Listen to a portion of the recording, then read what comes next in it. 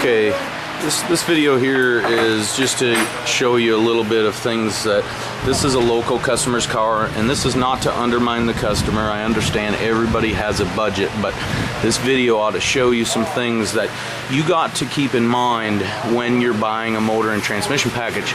Number one, we've got a beautiful 427, one of our Windsor 500 horsepower motors. We first thing see here, smashed oil pan. This is a problem because the oil pickup, we design it to where it's 1/8 of an inch off the bottom of the pan exactly. Although it still has oil pressure, this is a massive concern. These cars, just like Mustangs, have a very little pad to jack on, and this is super important. You do not want this to happen. This is a overall of basically 427 of ours, full turnkey package with a transmission C4, and basically a $14,000 package, and you could ruin the motor over this. No oil pressure, could be a problem. Next thing, when you have a hot rod, and we point this out a lot, is the fuel systems. You wonder why a carburetor is going to get plugged up. Now this filter is doing its job, but look at all that rust in there. That rust is just, a bad thing. I have nothing else to say there. The fuel line is deteriorated and could cause this thing to burn the entire vehicle to the ground.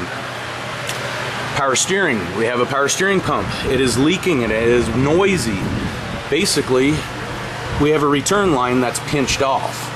That return line pinched off has probably caused the seal to blow out, which these steering assist systems always leaked anyway, but we're not helping it by having a kinked line.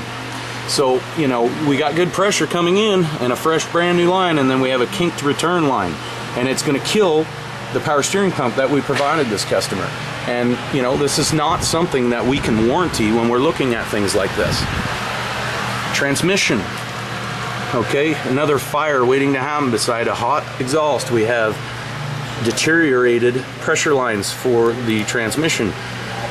Puked the tranny fluid all over the ground, possibly caused some issues with EPA, doesn't make our package look very good, the wrong fittings into the transmission create leaks, have a low fluid level, burn up a brand new transmission. This was mounted in a different spot. This was actually mounted up here. And incorrectly, we see this a lot of times. We'll have another video actually that's out that will give you the proper way to set this up. But if you don't check this here fitment, you'll see it's not going in, so you would make an adjustment on your cable. Get it to go in and park. Then you're going to move it back manually and move the shifter up in the top inside the car and make sure that it in fact slides in again. We're going to go through from park, reverse, neutral, drive, 1 or 2, and then first gear. We need to make sure that this slides in and out in every gear. If you get this thing caught between gears, you can feel that. You can probably hear this. That is a detent, and if you feel the detent, that's great, but if we ended up in between, is a very, very good way to burn up a brand new transmission. So, trying to not undermine the customer, but should be a video to serve well to all, to all that build cars, that we need to be conscientious.